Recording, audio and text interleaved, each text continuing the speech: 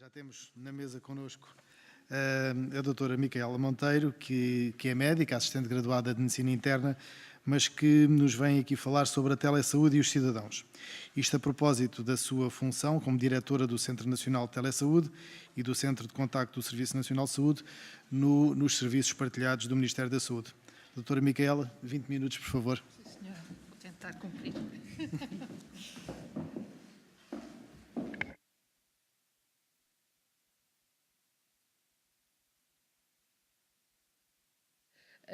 Quero agradecer à Liga Portuguesa contra as Doenças Reumáticas por este convite, esta oportunidade de falar da telesaúde. Depois queria vos pedir as minhas sinceras desculpas, não ter cá estado logo no início. Eu estive esta manhã na Batalha, onde se reúne a Associação dos Doentes com Psoríase, que também me pediram para falar um bocado de telesaúde, e é com muito gosto que eu faço isso e que nós agora procuramos uma maior interação com as associações de doentes. Há 10 dias estivemos reunidos na plataforma de saúde em diálogo e muito para vos apresentar aquilo que é a telesaúde, para vos ouvir e para que a telesaúde cada vez mais seja um meio para nos organizarmos melhor na prestação de cuidados. E agora vou começar e não me alongar muito mais nestas introduções. Vamos lá ver se atino com o sistema. Eu, portanto, no fim desta pequena, espero, conversa que vamos ter aqui, eu gostava muito que vocês concordassem comigo que a telesaúde é um meio para mudar a forma como os profissionais se organizam em torno do doente e da sua família, e que a telesaúde é permitir ao doente e aos seus cuidadores um papel muito mais ativo da gestão da doença. Como se calhar repararam, eu não estou a falar de tecnologia, eu estou a falar de forma de nos relacionarmos uns com os outros. Eu acho que isto é uma das mensagens principais. A telesaúde não é tecnologia, serve-se da tecnologia para. Muito bem, e como é que ela faz isso? Como é que ela consegue esse objetivo?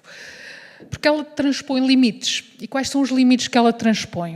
Ora, transpõe dois.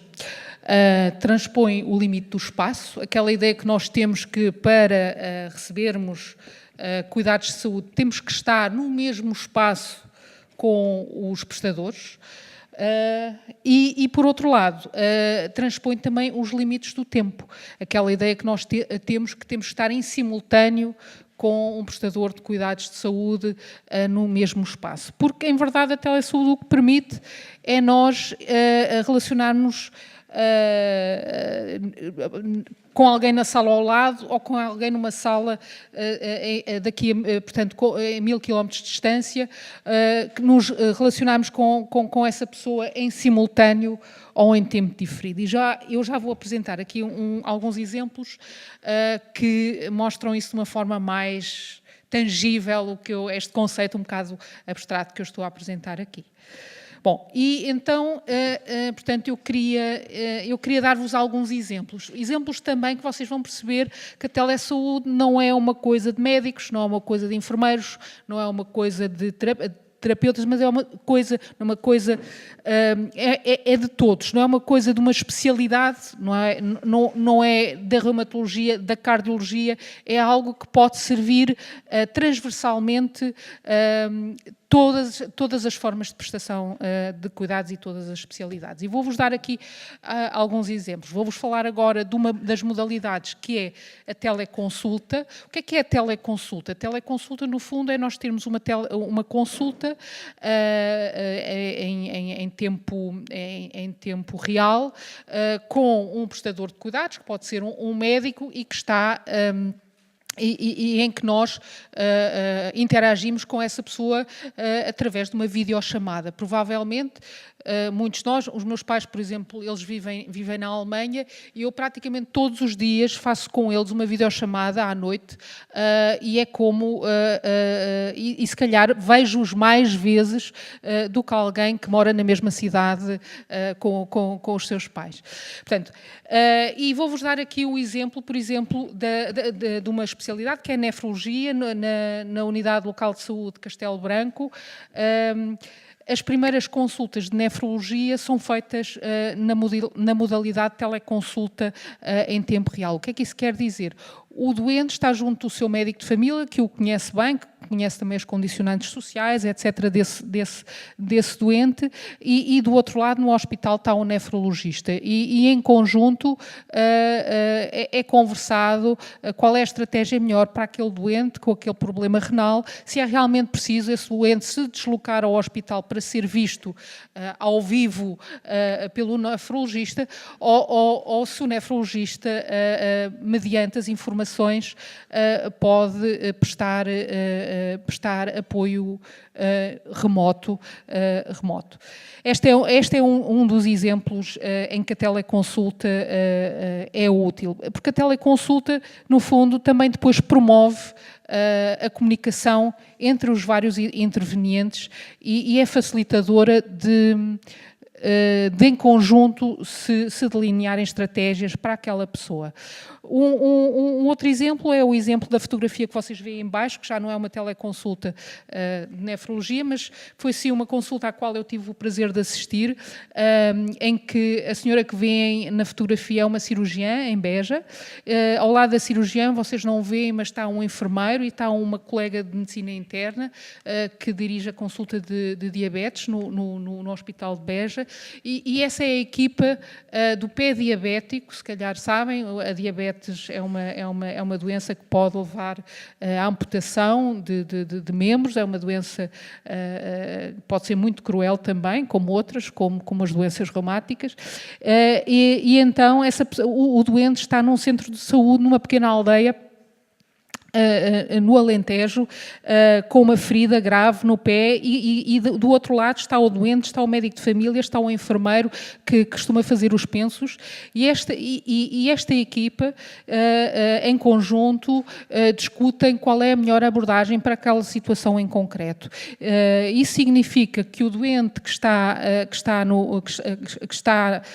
perto da sua casa não se precisa deslocar a Beja, que às vezes demora horas para poder isso acontecer e é desconfortável. Por outro lado, as pessoas envolvidas, o enfermeiro que está a fazer o penso, se calhar diariamente, localmente, todos eles estão envolvidos numa estratégia que é em comum. Portanto, é um exemplo para as teleconsultas em tempo real. Eu não sei se a Cristiana Maia, que esteve hoje de manhã convosco e que vos falou de ferramentas digitais para o cidadão, se ela vos também mencionou isso. Nós, neste momento, as teleconsultas no SNS, com os sistemas informáticos que são providos pelos serviços partilhados, quase todos os hospitais e centros de saúde utilizam esses sistemas, embora haja alguns que não os utilizem, que tenham outros, mas todos que têm, já hoje em dia têm as ferramentas digitais para poder fazer aquilo que se faz na nefrologia, no exemplo que eu vos mostrei, ou no exemplo que eu vos dei do Alentejo. O que nós agora estamos a preparar é que em breve, no fim do ano, vamos fazer os primeiros pilotos e esperamos que no decorrer do próximo ano nós consigamos fazer esta ferramenta acessível a todos os cidadãos.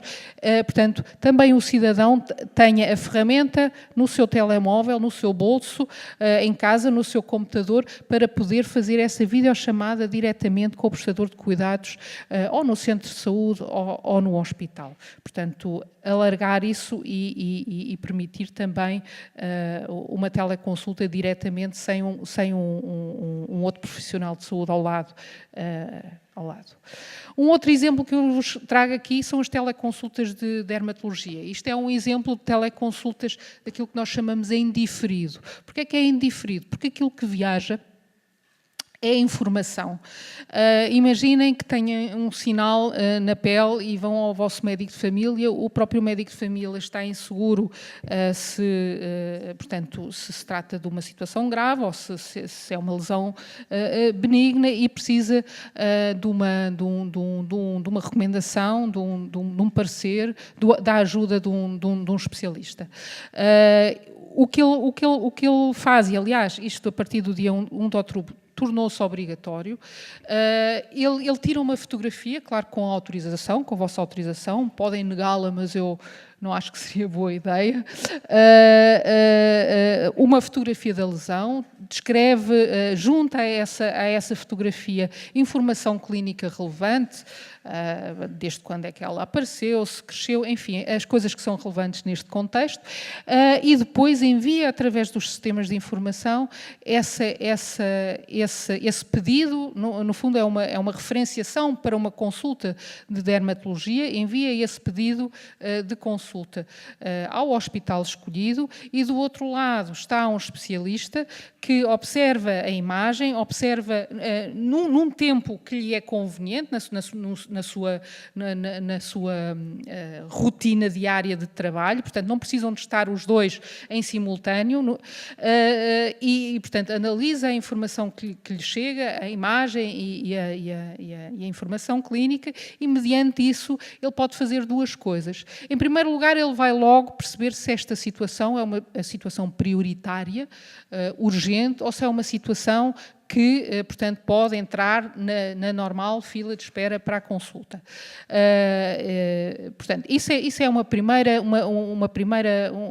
primeiro ganho muito, muito importante. Ele sabe quais são os doentes que estão na sua lista de espera e sabe avaliá-los relativamente à urgência da situação. Por outro lado, nós sabemos hoje em dia, e isto não são números portugueses e internacionais, que em 25% a 60%, isso difere de estudo para estudo, ou de levantamento para levantamento, em 25% a 60%, a informação da fotografia e do texto são suficientes para o dermatologista poder responder ao médico de família e aconselhá-lo o que fazer naquela situação concreta. E como devem calcular, isso evita deslocações longas e estar em salas de espera de hospitais à espera de ser atendido e estar em listas de espera grandes nos hospitais e a situação é resolvida.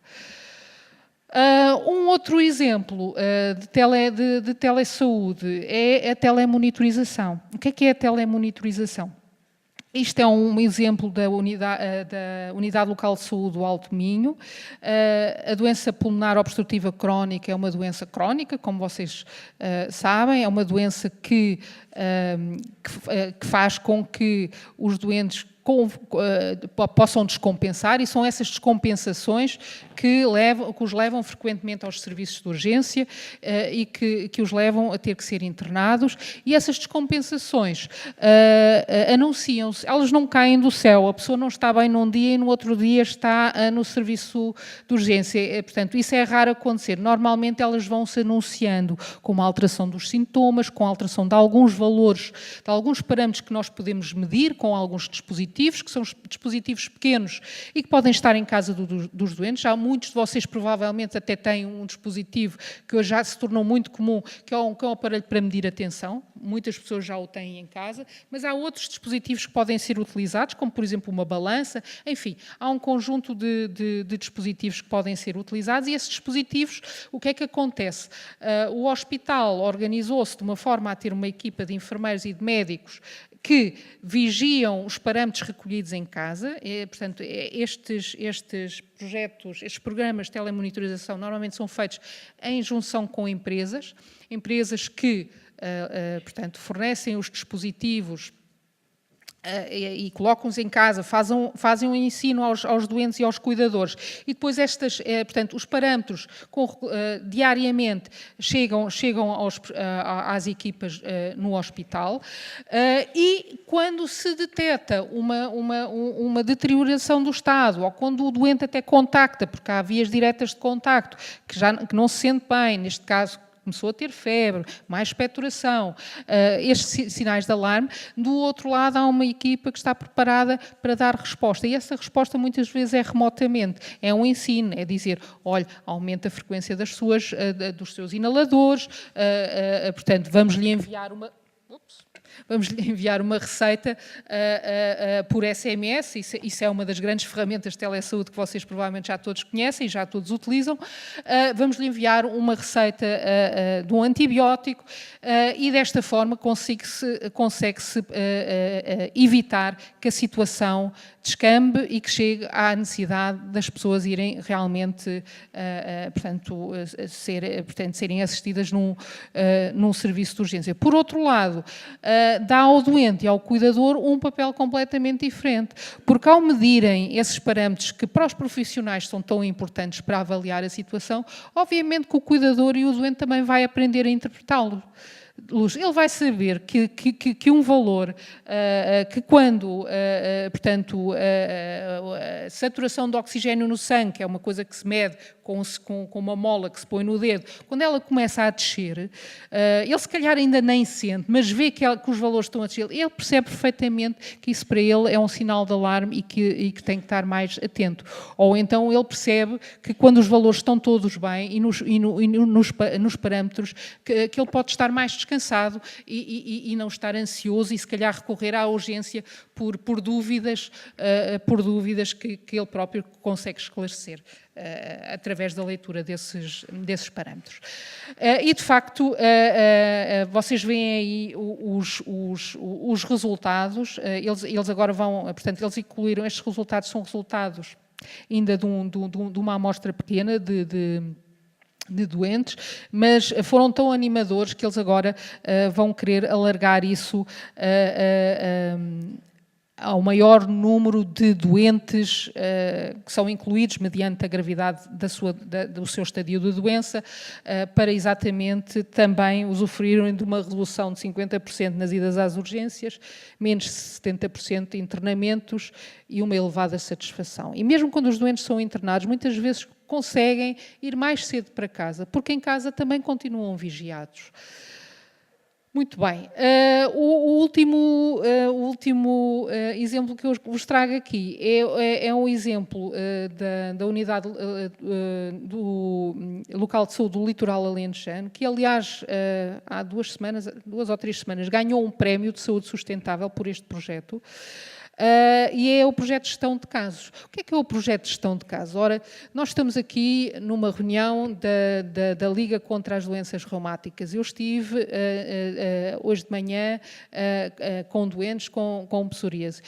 Mas grande parte dos doentes não têm só a doença reumática, não têm só a psoríase, também são hipertensos, também são diabéticos, também têm outros problemas de saúde. E, de facto, só olhar para aquele problema e arranjar soluções para aquele problema acaba por, muitas vezes, ser redutor e não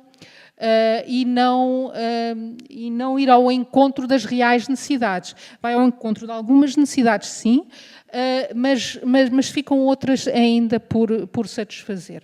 E então, o que aconteceu neste projeto em concreto? Neste projeto em concreto, as equipas foram ver os doentes que utilizavam muito o serviço de urgência. Aqueles que estavam lá sempre, que estavam 6, 7, 8, 10, 20 vezes por ano no serviço de urgência. Alguma coisa não estava bem, não é? Alguma coisa não estava a ser agarrada nestes doentes. E normalmente são doentes com múltiplas doenças. E são doentes que tomam 6, 7, 8 fármacos diferentes. E são doentes que muitas vezes até têm, aliás, o que já se sabe hoje em dia é que estes doentes não têm falta de médicos, eles têm médico de família, eles têm médicos nos hospitais. Portanto, eles consomem, e atenção, no bom sentido, muitos cuidados de saúde, mas consomem muitos cuidados de saúde de uma forma desintegrada, desarticulada. E é isso que faz com que o real problema não seja bem agarrado. E então, voltando a este exemplo, isto foram mais de 50 doentes, eles agora vão incluir... não quero dizer coisas erradas, mas eu penso que o número vai aumentar para acima de 100. O que é que eles fizeram? eles criaram uma equipa de gestão de caso. Há um enfermeiro, que é o enfermeiro gestor, e há um médico no hospital, que é um internista, e há um médico de família no centro de saúde, há assistente social. E então, o que é que este enfermeiro faz? Primeiro, todos, juntamente com o doente e com os cuidadores, fazem um plano de cuidados para aquele doente. E depois o enfermeiro desloca-se à casa, vê as condições em que a pessoa vive, faz um ensino na medicação para não haver confusão com os comprimidos, ensina o doente a perceber sinais de agravamento, a ter certos cuidados. E agora vocês vão me perguntar, e o que é que isso tem a ver com tele? Ainda não falei de tele, porque tele e tecnologia ainda teve pouco. Com tele, portanto, liga-se desta forma. Claro que para estas pessoas se coordenarem, que estão em sítios diferentes, a tecnologia é muito útil. A tecnologia é útil porque o enfermeiro leva um portátil com os registros clínicos do doente, onde ele vai apontando as coisas, em que os outros intervenientes podem também ver o que é que está a acontecer. Se for necessário, ele pode estabelecer uma videochamada para alguém ver o que é que está a acontecer no hospital ou no centro de saúde. E agora, brevemente, este projeto de gestão de caso vai alargar e vai também incluir aqueles dispositivos de telemonitorização. Portanto, vai crescer portanto, nessa vertente. O que é que este exemplo nos também mostra? A tecnologia pode ser excelente, brilhante, podem ser gadgets muito bonitos, mas o segredo aqui está na forma diferente que as pessoas encontram para se relacionar e para prestar os cuidados. E a tecnologia pode ser aqui aquela coisa que faz possível as pessoas se relacionarem dessa forma. Bom, não podia deixar também de vos falar do Centro de Contacto, SNS 24, não é? Até porque também é o sítio onde eu trabalho, que provavelmente é o maior serviço de telesaúde que nós temos em Portugal, porque de um lado estão enfermeiros que atendem as chamadas, eu não sei se há aqui utilizadores nesta sala, portanto, que liguem, do outro lado vão encontrar um enfermeiro que, perante as suas queixas, lhes dá um aconselhamento e, se for necessário, os encaminha para cuidados de saúde presenciais, para o centro de saúde ou para o serviço de urgência. Ele faz isso recorrendo a algoritmos estes que foram desenvolvidos pela DGS, e depois há um encaminhamento eletrónico também, não só ao telefone, mas ele manda uma mensagem eletrónica para o centro de saúde e para o serviço de urgência para anunciar, portanto, essa referenciação. E como veem, isto é desde 21/9, são dados desde 21/9, foram atendidas, agora já mais, porque este slide já tem alguma idade, eu posso vos dizer que por mês são atendidas mais de 100 mil chamadas, portanto, por dia são atendidas isso depende da sazonalidade, porque no inverno há muito mais chamadas atendidas, mas entre 2.000 e 5.000 chamadas são diariamente atendidas.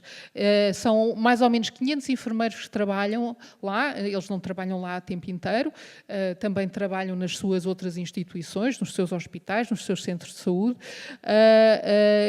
portanto, que estão sediados em Lisboa e no Porto. Bom, dito isso, vão-me perguntar, então e o Centro Nacional de Telesaúde o que é que faz? Pronto, o Centro Nacional de Telesaúde não começou como prestador, agora que está a tomar conta do Centro de Contacto, também acabou por ser prestador de telesaúde, mas para tudo isto funcionar, e espero que não fiquem zangadas de eu mostrar assim um slide um bocado mais, enfim, com muitas caixinhas, mas isso é só para vos dizer que para tudo isto funcionar, obviamente, as condições têm que ser criadas e facilitadas, porque nós não queremos que estas iniciativas que eu vos disse partem, digamos, da carolice de alguns profissionais, neste caso, e se estes profissionais um dia se forem embora, aquilo morra. e que esteja assente em tecnologia que não seja aquilo que nós dizemos escalável, para realmente poderem ser bons exemplos que possam ser replicados também noutros sítios. Então, para isso, obviamente, nós precisamos de sistemas de informação, eles têm que ter computadores que funcionem, eles têm que estar ligados à internet, isso é aquilo que se chama infraestrutura, os sistemas têm que falar uns com os outros, é o que se entende normalmente quando se fala de interoperabilidade, não só tecnológica, mas também no sentido das mensagens que passam. Portanto, tem que haver também regulamentação, obviamente, não é? De quem é que é a responsabilidade numa situação da consulta. Portanto, tem que haver capacitação também dos doentes e dos profissionais a utilizarem as ferramentas. Tem que haver dinheiro, investimento, não é? Tem que haver a tal avaliação, que já se falou aqui, porque nem tudo o que é telesaúde depois traz os benefícios que nós esperamos e temos que avaliar para depois apostar nos projetos certos, aqueles que realmente trazem mais-valia. Portanto, temos que investigar e desenvolver. E aqui o Centro Nacional de Telesaúde é aquela entidade que tenta promover isto, incutir ritmo, falar com as instituições, tentar perceber o que é que está a correr bem e quando está a correr bem, como eu fiz agora, tentar divulgar os projetos de sucesso, no fundo, para eles se poderem replicar. Nós estamos a acompanhar as equipas tecnológicas da SPMS para garantir que os sistemas que eles desenvolvem depois também suportem a telesaúde, enfim, todo este trabalho tem que ser feito para que a telesaúde tenha futuro e não sejam só faíscas que são bonitas depois de mostrar, mas depois, no ano seguinte, quando a gente pergunta, elas já apagaram. Pronto, já estive aqui a descrever um bocadinho o que é que nós fazemos no Centro Nacional de Telesaúde, mas vocês que estão aqui na sala têm um grande papel também para o sucesso da telesaúde. E têm um grande papel na medida em que isto é uma mudança de cultura. Sendo uma mudança de cultura, ela acontece na cabeça das pessoas.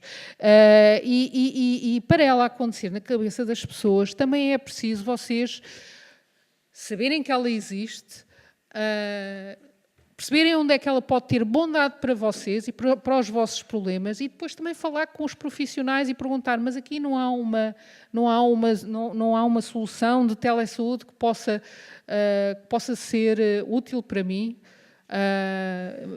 A minha mãe que está com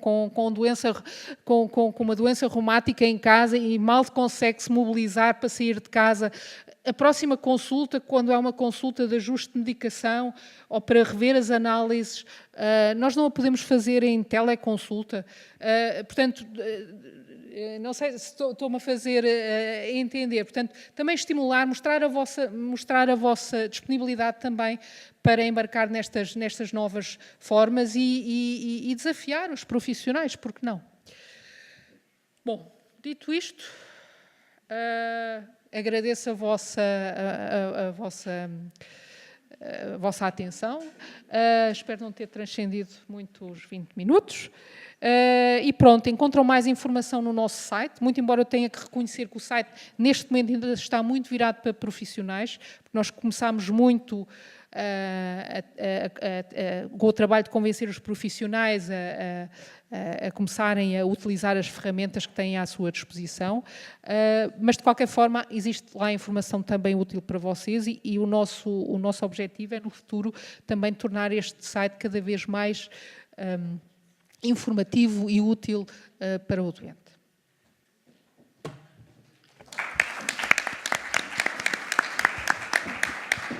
Muito obrigado.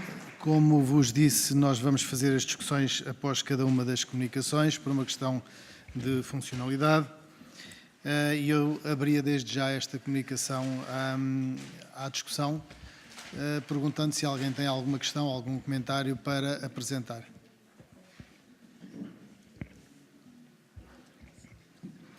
Doutora Elsa.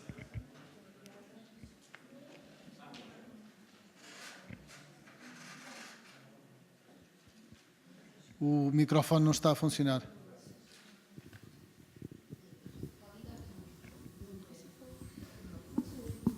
Já, penso que já estará. Já. A tecnologia tem quase sempre razão. Muito obrigada pela comunicação da doutora Ana e da doutora Micaela. Eu vou apanhar a boleia para já e vou tentar fazer uma ligação entre as duas, uma questão que me tinha ficado há bocado, mesmo na reta final, que o doutor Augusto já não viu o meu sinal. O estudo que mostrou do saúde.com portanto, a intervenção foi um projeto piloto, não é? E o piloto deu mostras, segundo eu percebi, de ser eficaz, portanto, de ser uma intervenção eficaz, uma intervenção de sucesso. Qual seria o investimento necessário para ter uma oferta destas a nível governamental ou estatal, por exemplo, num canal público de televisão?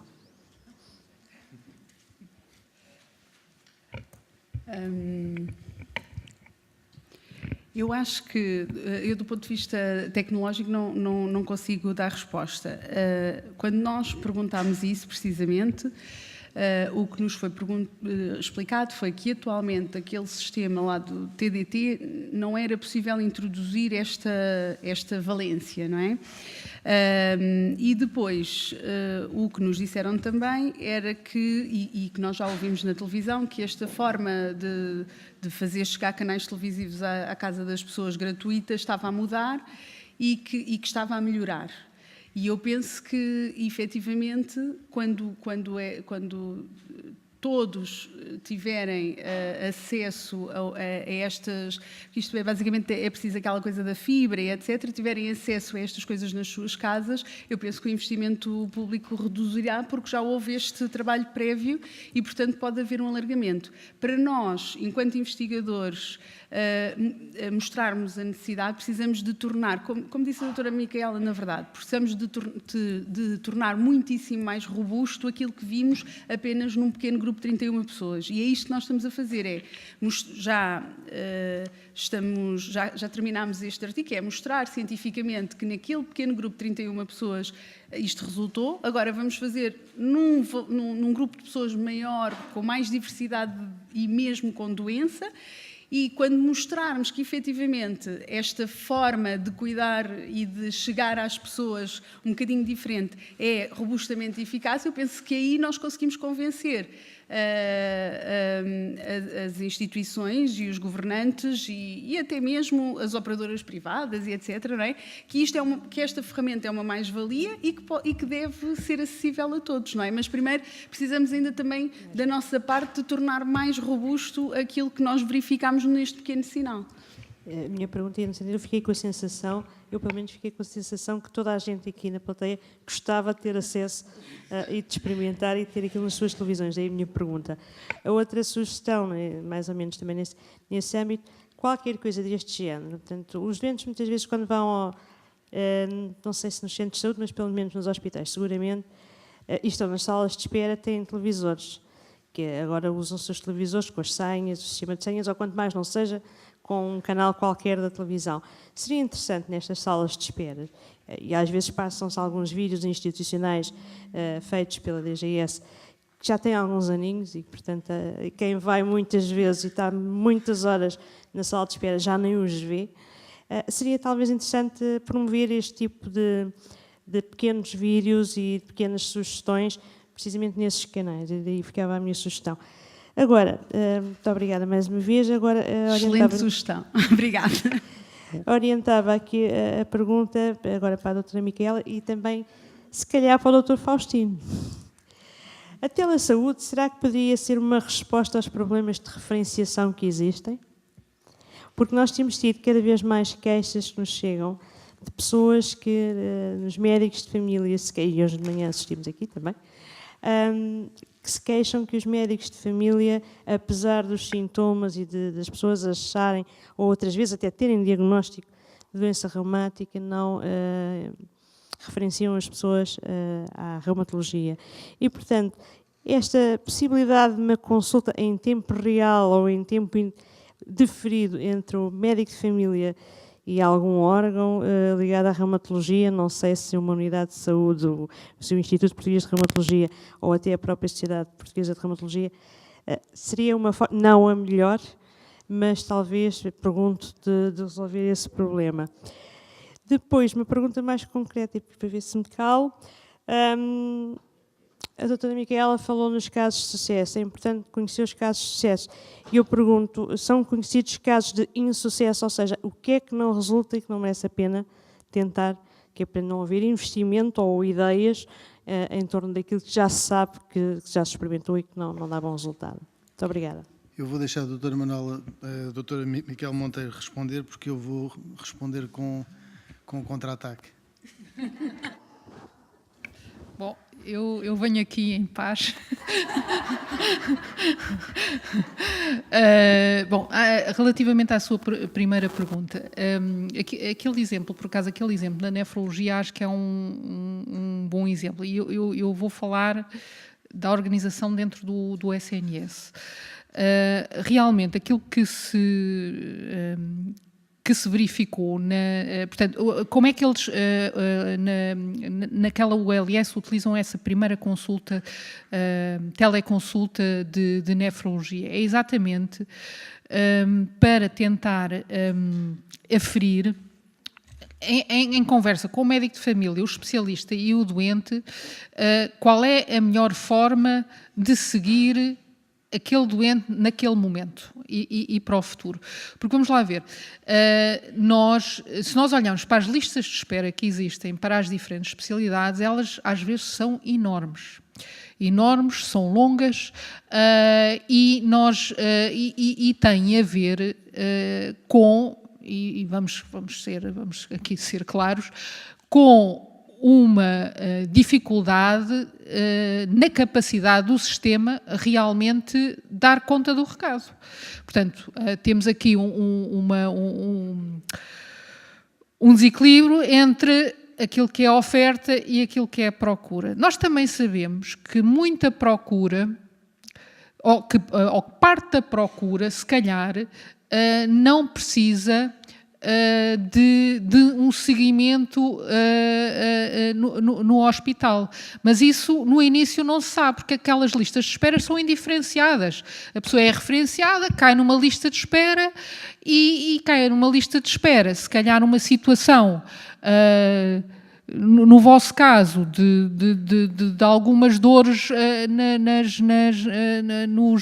portanto, articulares que não precisam de ser vistos e seguidos por um reumatologista, e noutras situações em que realmente o reumatologista é essencial para, portanto, para a qualidade de vida do doente e para a resolução e para o seguimento.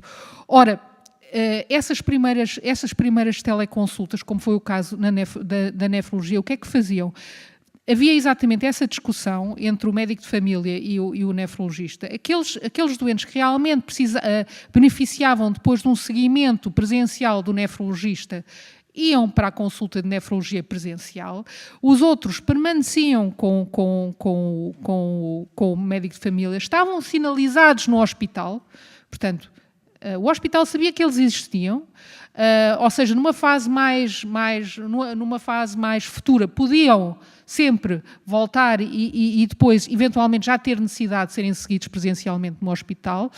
E por outro lado, há aqui também um grande momento de aprendizagem mútua, porque provavelmente aquele médico de família envia 2, 3 casos semelhantes, percebe que ele próprio pode organizar o seguimento e já não vai referenciar o quarto, vai ter segurança em saber qual é o momento certo para referenciar para a consulta. Portanto, é assim que eu vejo como estas teleconsultas podem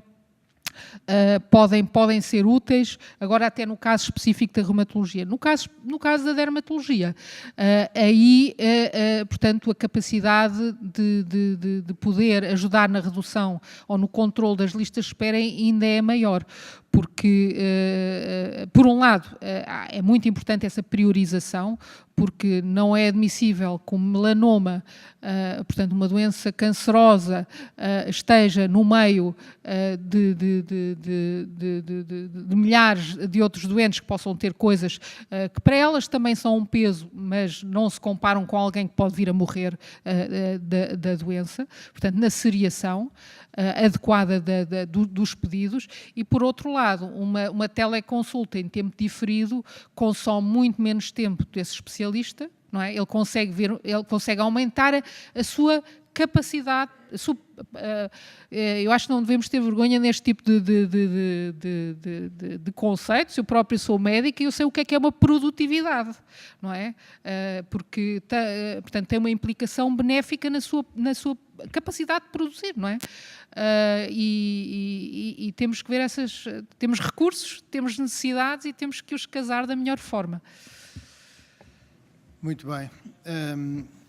Eu começo por dizer que sou um fã destas tecnologias. Acho que a receita eletrónica foi das coisas mais espetaculares que me aconteceu a mim como médico nos últimos tempos e provavelmente aos meus doentes. E portanto, eu sou completamente pró destas novas tecnologias e, nomeadamente, da telesaúde. Mas eu estava aqui a ouvir a apresentação da doutora Micaela Monteiro e estava a pensar.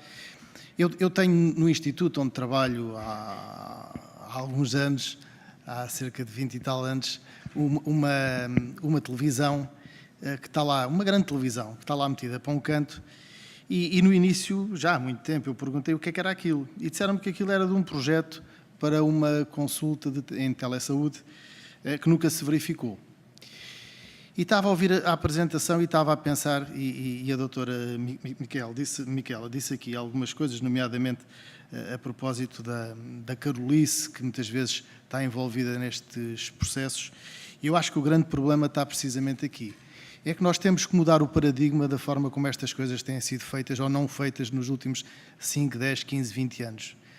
E nós temos que transformar coisas que são avulso e que dependem muito da iniciativa pessoal de determinados profissionais ou de determinadas iniciativas locais, regionais, individuais, segmentares. E temos que implementar isto de uma forma estruturada e de uma forma abrangente e de uma forma quase que obrigatória e tutelada pela tutela. O que é que eu quero dizer com isto? Obviamente, quer dizer, a pergunta da Elsa é uma pergunta envenenada, ela sabe perfeitamente que sim, obviamente que qualquer referenciação se facilita se nós tivermos uma primeira consulta de triagem que, em vez de ser feita por uma leitura de um papel, seja feita por uma conversa entre o médico assistente de medicina geral e familiar ou qualquer outro que seja e o doente ao lado, ou até mesmo o médico sem o doente ao lado. Ou até se calhar o doente sem o médico ao lado, enfim, há vários modelos seguramente, mas tudo será preferível a ler um papel que não tem outra informação que não aquela que está lá escrita e que não responde a questões que nos surgem durante o período em que estamos a atender o doente. E, portanto, sou completamente a favor de que, se nós formos capazes de implementar estas consultas de telesaúde de uma forma estruturada, de uma forma organizada a nível nacional, vamos melhorar as coisas. O grande problema é que, neste momento, isto radica tudo muito da tal carolice e da tal iniciativa do profissional e não de uma iniciativa da tutela. Ou seja, eu tomei aqui nota do último slide e a doutora Micaela, e muito bem, desafiava-vos a falar com o seu médico sobre soluções de telesaúde para si. Eu, se um doente me vier falar sobre soluções de telesaúde, eu vou lhe dizer, eu vou estudar e vou procurar o que é, porque eu não sei. Eu não sei nada, ninguém me informou, ninguém me disse nada. E das duas, ou nós médicos andamos, e já não vou falar em termos individuais, andamos muito distraídos com estas coisas, ou não é feito um esforço efetivo, porque, por exemplo, esta tecnologia das receitas, nós implementámos-la porquê? Porque foi obrigatória. Não há outra hipótese. Se não fosse obrigatória, ainda 75% dos médicos continuavam a passar receitas em papel, porque não se iam atualizar. Mas como foram constrangidos a fazer a mudança, tiveram que a fazer e fizeram-na, e todos, de uma forma esmagadora, estão, neste momento, aderentes a esta tecnologia e satisfeitos com ela.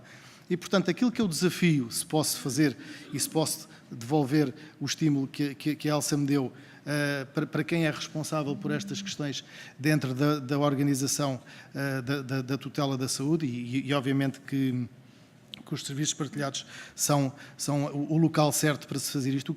O que eu sugeria era que se estruturasse mais as coisas em termos de informação, em termos de implementação, em termos quase que de obrigatoriedade de algumas destas tecnologias serem implementadas, para nós podermos, daqui a 5 anos, estarmos de facto a falar num conceito que foi revolucionário em determinado momento.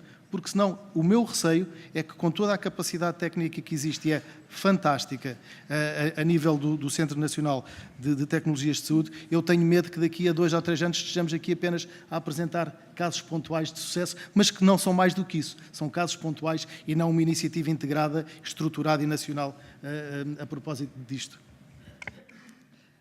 Então, se permite... Porque eu até nem tinha respondido à segunda pergunta, eu estava a pensar, não respondi tudo.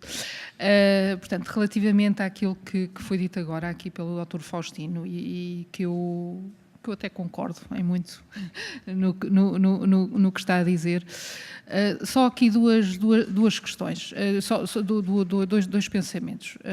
Portanto, uma informação...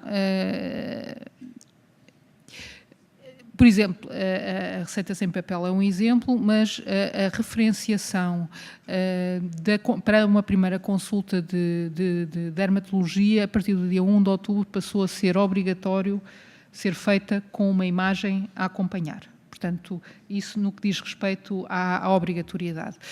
Por outro lado, e porquê é que isso foi possível fazer? Isso foi possível fazer também porque já havia muita evidência que realmente isso ia trazer mais-valia. E era possível quantificar essa evidência. E porquê?